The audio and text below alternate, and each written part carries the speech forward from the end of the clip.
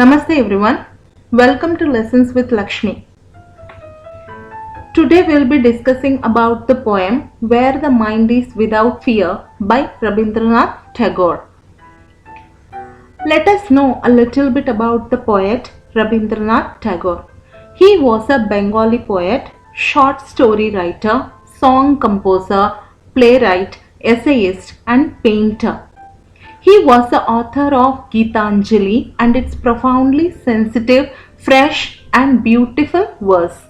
He became the first non European to win the Nobel Prize in Literature in 1913.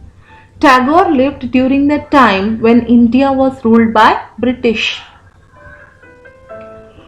About the poem Where the Mind is Without Fear. This poem is one of his vastly read and discussed poems. It was originally composed in Bengali and later translated by him into English. This poem is from his Nobel Prize winning anthology. Anthology means a published collection of poems. Okay, anthology Gitanjali. In this poem, besides political freedom from British, Tagore also appeals to God for social, educational and economic freedom for the people of India. Where the Mind is Without Fear is a poem written by 1913 Nobel laureate Rabindranath Tagore before India's independence. It represents Tagore's vision of a new and awakened India. The original poem was published in 1910 and was included in the 1910 collection Gitanjali and in Tagore's own translation in its 1912 English edition. Where the Mind is Without Fear, which is poem 35 of Gitanjali, is one of Tagore's most anthologized poems. It is an expression of the poet's reflective spirit and contains a simple prayer for his country, the India of pre-independence times. Before we get into the poem, you have to know that Rabindranath Tagore is talking about India in 1910. When he wrote this poem, he was a visionary. He wanted Indians to live this way. Okay, you should remember when you are reading this poem that this is not India in 2020. This was India in 1910. Okay, now let us start with the poem. Where the mind is without fear and the head is held high, where knowledge is free, where the world has not been broken up into fragments by narrow domestic walls, where words come out from the depth of truth, where tireless striving stretches its arms towards perfection, where the clear stream of reason has not lost its way into the dreary desert sand of dead habit, where the mind is led forward by thee into ever widening thought and action, into that heaven of freedom, my Father, let my country awake. Where the mind is without fear and the head is held high means the poet prays for India wherein people should not feel the fear. They should not be scared because under Britishers' rule, the people are always scared what is going to happen tomorrow. How is the life going to change? Because there is a kind of insecurity under Britishers' rule. Okay, that is why he wanted people to have no fear, not to live under constant fear. And the head is held high means the Indians should have dignity and self-respect. When under Britishers rule it was lacking, they were not having self-respect under Britishers rule, and poet wanted people to have self-respect and dignity. Where knowledge is free, again knowledge is education. Education should be free, but during Britishers rule education was not free to all. It was restricted to only certain class, like upper class.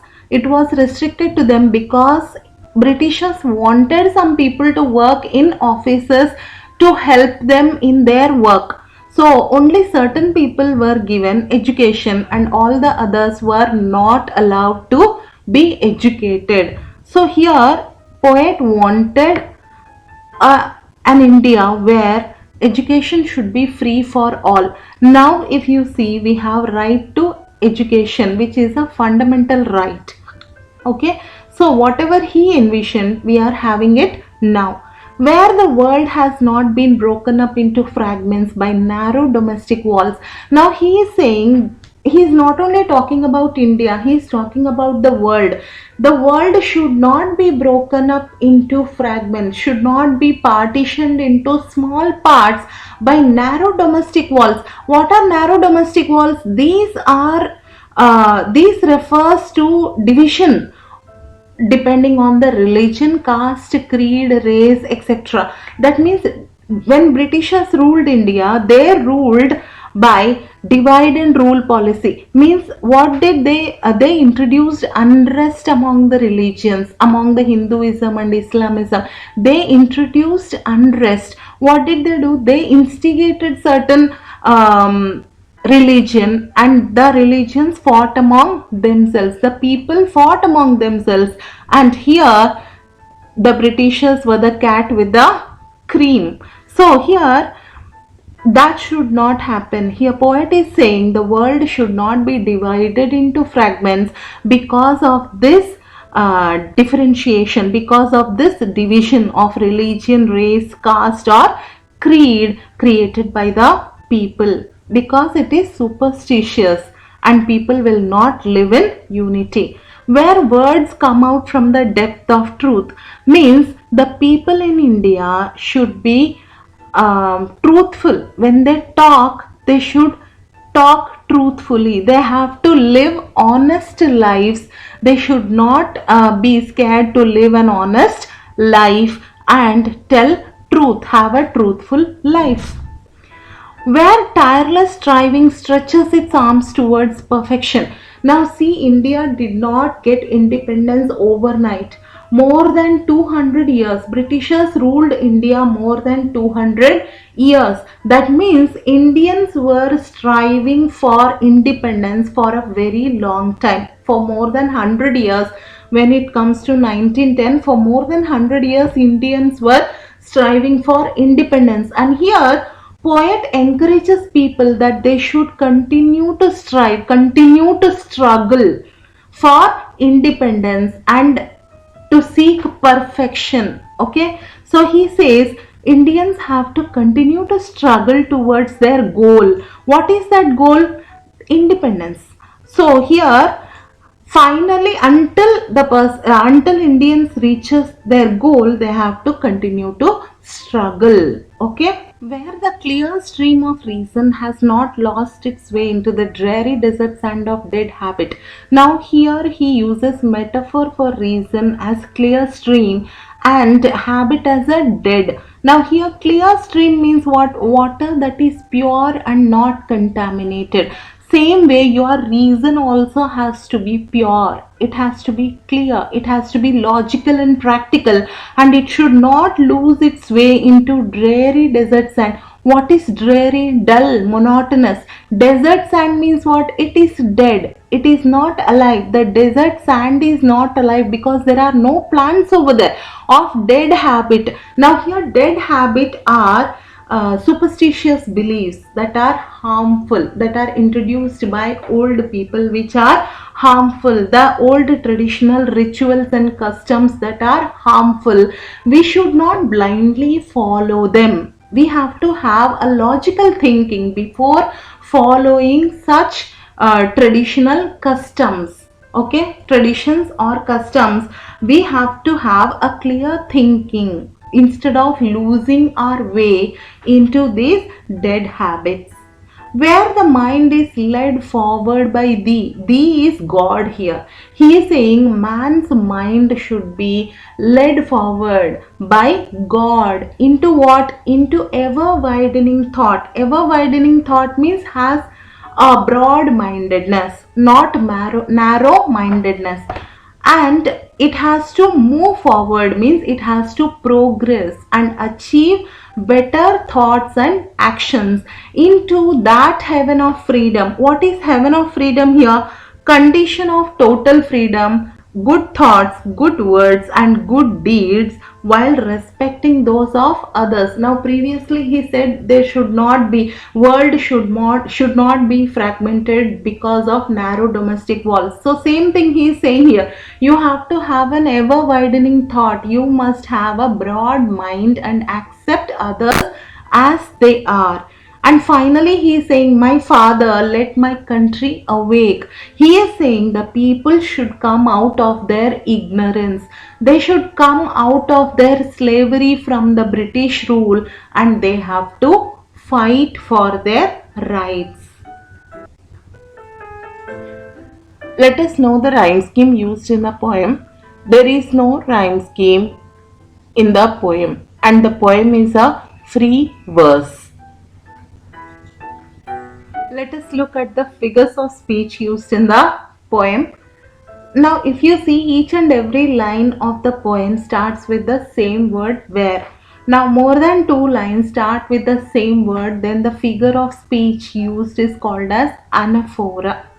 So here, where, each and every line is starting with the same word. So this figure of speech is called as anaphora. Then I have underlined and highlighted, bolded some of the words. Head, held, high. Her sound is repeated. And then we have where the world, were sound is repeated. So this is alliteration. Both are alliteration. Head, held, high. Her sound is repeated. Okay, and where world, sound is repeated, that is alliteration. Then we have striving. Striving is an abstract concept. It doesn't have arms, it doesn't have hands. Okay, now when we are using person's attributes to non-living things, then that is called as a personification. Here striving, struggling is a concept, it is not a human being, but when we are using its stretching its arms, then it is giving a human being traits to a non-living thing. So that is called as personification. Same way, clear stream is a metaphor for reason. So here it is used as metaphor. Then desert sand of dead habit, the sound is repeated, so it is called as alliteration. Also striving, stretches, sound is repeated, so that is also alliteration. Then here my father, he says my father, he is talking about God, but nowhere in the poem he talks about God. And when he is representing, when he is using somebody who is not actually present in the poem, then that figure of speech is called as apostrophe. I hope the poem has been clear to you. Thank you for listening to my explanation. Have a wonderful day. I'll meet you with another video soon. Bye bye.